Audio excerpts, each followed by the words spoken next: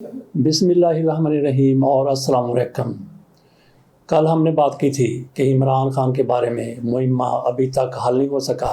چند روز قبل یہ کہا گیا کہ عمران خان کو اسکواڈ کے ساتھ جیل سے باہر لایا گیا۔ کہا گیا کہ ان کو پیمز میں لے جایا جا رہا ہے، لیکن وہ وہاں بھی نہ ملے۔ آئی ہاسپٹل میں بھی نہ ملے، شفا انٹرنیشنل میں وہاں بھی صحافیوں کی طرف سے جا کے اور کوئی تحریک انصاف کے لیڈروں کی طرف سے وہاں جا کے دیکھا گیا، لیکن کچھ بھی نہیں تھا۔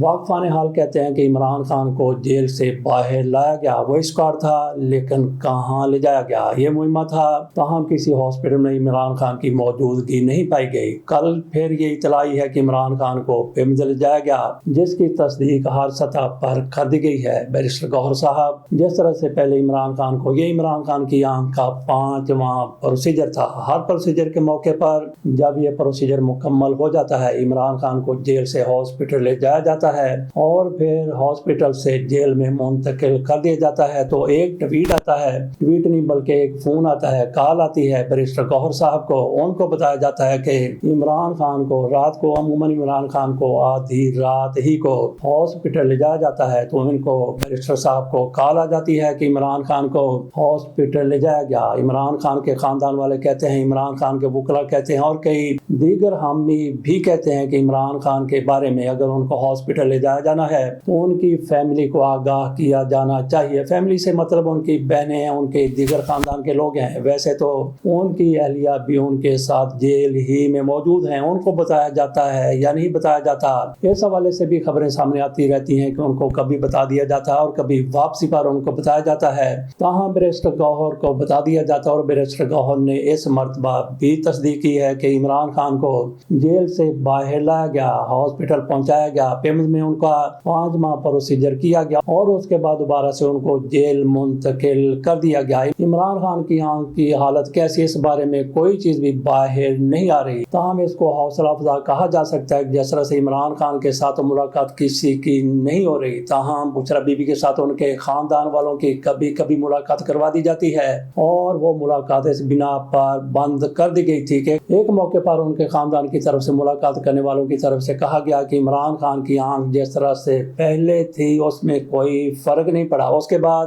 ان کے ساتھ ملاقاتیں بھی بند کروا دی گئی۔ یہ لوگ بھی عدالت میں گئے، بشرا کی فیملی بھی عدالت گئی، کہا گیا کہ ہماری ملاقاتیں کیوں بند کروائی گئی ہیں۔ تو اس موقع پر جیل سپرڈنٹ کو طلب کیا گیا، انہوں نے کہا کہ میں بالکل بھی ملاقاتوں کی اجازت نہیں دے سکتا۔ یہ انہوں نے عدالت میں جا کہا کیونکہ یہ لوگ باہر آ کے سیاسی گفتگو کرتے ہیں۔ سیاسی گفتگو کیا کرتے ہیں؟ عمران خان کی آنکھ کے بارے میں ان کی طرف سے ایک مرتبہ عمران خان کی بہنوں سے ذکر کر دیا گیا تھا، تو دوبارہ سے ملاقاتیں ان کی ایک شرط پر بحال ہو گئی کہ کوئی کسی قسم کی باہر آ کے بات نہیں کریں گے، لہٰذا ان کی طرف سے کوئی ایسی عمران خان کی صحت کے حوالے سے بات نہیں کی جاتی۔ جیسا کہ میں نے کہا کہ حوصلہ افزا چیز یہ ہے کہ ان کی طرف سے بات نہیں کی جاتی، نہ مثبت بات کی جاتی ہے نہ منفی بات کی جاتی ہے۔ اس سے تھوڑا سا حوصلہ ہو جاتا ہے کہ عمران خان کی حالت بہت بری نہیں ہے۔ ہو سکتا ہے کہ عمران خان کی حالت اتنی زیادہ بہتر نہ ہو۔ عمران خان کی حالت اگر بہت بری ہو جائے تو بشرا بی بی کے لواحقین جو ان سے مل کے آتے ہیں وہ کسی نہ کسی طریقے سے باہر آ کے بات کر سکتے ہیں۔ ان کی طرف سے ایسی کوئی بات نہیں کی گئی، تو عمران خان کی صحت کے حوالے سے پھر حوصلہ افزا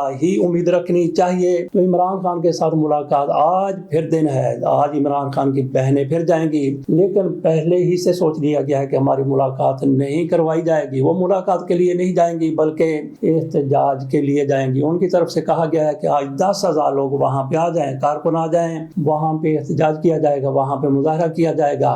سہیل آفریدی بھی آج کل باقاعدہ جب بھی ملاقات کا دن ہوتا ہے وہاں پہ آئے ہوتے ہیں، پھر وزراء کو ساتھ لے کے آتے ہیں، ارکان پارلیمنٹ کو ساتھ لے کے آتے ہیں اور اسلام آباد میں موجود بھی کئی ارکان پارلیمنٹ آ جاتے ہیں۔ تو سہیل آفریدی دیکھتے ہیں، آج دیکھتے ہیں کہ سہیل آفریدی کے ساتھ کون کون لوگ آتے ہیں اور وہاں پہ خیبر پختونخوا اسمبلی سے 30 لوگ ایسے بھی ہیں جو ان سے الگ راہیں کر چکے ہیں۔ ان کی طرف سے بھی یہ کہا جاتا ہے کہ ہمارا پہلا اور اولین مقصد عمران خان کی رہائی ہے اور ان کی طرف سے قسم اٹھائی گئی ہے کہ عمران خان کی رہائی کے لیے جہاں تک بھی جانا پڑا ہم جائیں گے۔ وہ سہیل آفریدی سے الگ سے عمران خان کی رہائی کے لیے کوشاں ہیں، ان کو اتارنا چاہتے ہیں، علی امین گنڈا پور کو دوبارہ سے لانا چاہتے ہیں۔ دیکھتے ہیں کہ علیمہ خان کی کار پر وہ گروپ بھی یہاں پہ آتا ہے یا نہیں آتا۔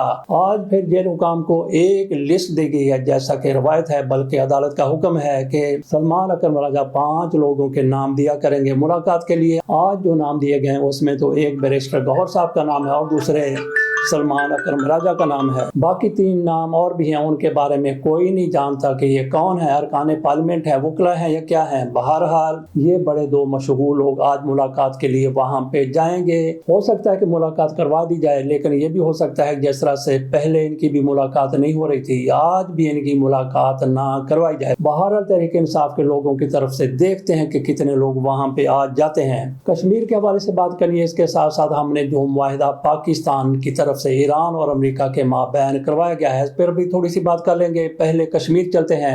آزاد کشمیر میں آج احتجاج کا مظاہروں کا 8واں روز ہے۔ اس دوران کئی شہادتیں ہو چکی ہیں، سیکورٹی اہلکار 4 شہید ہو چکے ہیں، جبکہ دوسری طرف مظاہرین میں بھی کئی لوگ جاں بحق ہو چکے ہیں۔ ان کی تعداد کوئی 12 بتاتا ہے، کوئی 8 بتاتا ہے، کوئی 10 بتاتا ہے۔ ایک بندہ بھی جاں بحق ہو جاتا ہے تو وہ قوم کا، علاقے کا اور اس خاندان کا انتہائی زیادہ ناقابل تلافی نقصان ہے۔ بہرحال اس سے بچنے کی ضرورت ہے، حکومت کی بھی ذمہ داری ہے اور ان لوگوں کی بھی ذمہ داری ہے۔ تازہ ترین اطلاع یہ ہے کہ ایک تھانے دار ان کے قابو آ گیا، مظاہرین کے قابو آ گیا، تو جو میڈیا میں رپورٹ ہوا ان کی ٹانگیں توڑ دی گئی، ان کو شدید زخمی کر دیا گیا۔ تو اس حوالے سے ان مظاہرین کی حمایت نہیں کی جا سکتی، بلکہ اس پر تو ان کو توئے لعنت کرنے کی ضرورت ہے۔ ان کی طرف سے گولی چلائی جاتی ہے تو کیوں چلائی جاتی ہے؟ کیونکہ ان کی طرف سے جس طرح سے کہا گیا کہ سیکورٹی اہلکار 4 شہید ہو گئے، گو کہ ان کی طرف سے کہا جاتا ہے، حکومت کی طرف سے کہا جاتا ہے کہ یہ اپنی گولی کو نشانہ بنے، اور ان کی طرف سے بھی کہا جاتا ہے، مظاہرین کی طرف سے بھی کہا جاتا ہے کہ جو سیکورٹی اہلکار شہید ہوئے ہیں وہ سیکورٹی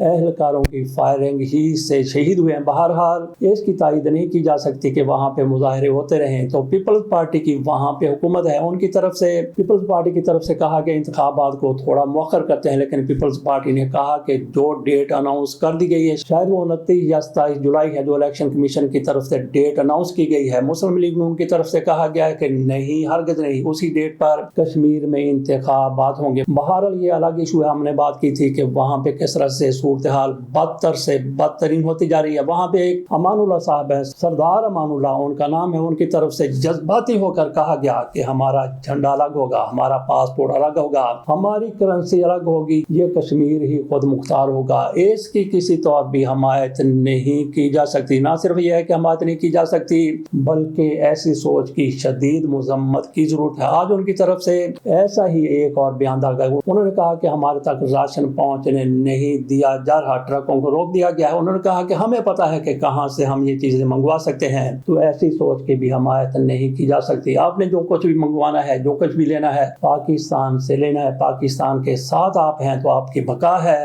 اس سے آگے جانے کی ضرورت نہیں۔ اگر اس سے آگے جائیں گے تو پھر آپ کے ساتھ جو کچھ ہوگا کوئی آپ کی حمایت نہیں کرے گا۔ امریکہ اور ایران کے مابین جو معاہدہ ہو چکا ہے اس پر باقاعدہ دستخط، جیسا کہ کہا گیا کہ 19 جون جمعے کو روز جنیوا میں ہوں گے، لیکن یہ پتہ چلا ہے بلکہ جے ڈی وینس کی طرف سے کہا گیا ہے، نائب امریکی صدر ہیں، انہوں نے کہا ہے کہ ایران نے اور امریکہ نے اس دستاویز پر دستخط کر دیے ہیں۔ ابتدائی طور پر جو یادداشت تیار کی گئی تھی اس پر ایران کی طرف سے سائن کر دیے گئے ہیں اور امریکہ کی طرف سے میں نے سائن، انہوں نے کہا کہ میں نے امریکہ کی طرف سے سائن کیا، جبکہ ایران کی طرف سے کالی باپ صاحب کی طرف سے سائن کیے گئے ہیں۔ اس پر ہم نے پہلے بات کی تھی، اس پر شدید اعتراض کیا جا رہا ہے اسرائیل کی طرف سے، اس نے مخالفت کی، انہوں نے کہا یہ معاہدہ ہمارے لیے قابل قبول نہیں ہے، اور ان کے سلامتی کے مشیر کی طرف سے کہا گیا کہ ہم امریکہ کے پابند نہیں، امریکہ کسی ملک کے ساتھ معاہدہ کر سکتا ہے لیکن ہماری طرف سے معاہدہ نہیں کیا جا سکتا۔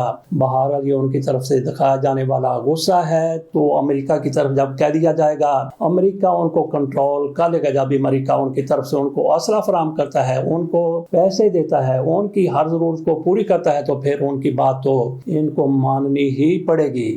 امریکہ کی طرف سے اس بات کی تردید کی گئی ہے، کچھ خبریں یہ بھی تھی کہ $40 ارب امریکہ کی طرف سے ایران کو دیے دیے جا رہے ہیں۔ اس پر ٹرمپ کی طرف سے کہا گیا ہے کہ بالکل بھی ہم $40 ارب ان کو نہیں دے رہے، تاہم ان کی طرف سے یہ کہا گیا کہ $300 ارب ان کے پڑوسی ممالک، خلیجی ممالک ان کو تعمیر نو کے لیے دے سکتے ہیں، بلکہ وہ دیں گے $300 ارب وہ دیں گے خلیجی ممالک جو دوست ہیں امریکہ کے، وہ دیں گے ایران کو، جن کی ایران نے تباہی بلا کے رکھ دی۔ بہرحال ٹرمپ کی طرف سے یہ کہا گیا ہے کہ $40 ارب ہم نہیں دیں گے، لیکن ان کی طرف سے یہ اعلان کیا گیا ہے کہ خلیجی ممالک $300 ارب دیں گے، اور اس کے ساتھ ساتھ یہ بھی کہا گیا ہے کہ $300 ارب تو یہ دیں گے تعمیر نو کے لیے، اور مزید بھی تعمیر نو کے لیے اور مزید بھی $300 ارب کی سرمایہ کاری کی جائے گی ان ممالک کی طرف سے ایران میں۔ اب تک کے لیے اتنا ہی، اجازت دیجیے، اللہ حافظ۔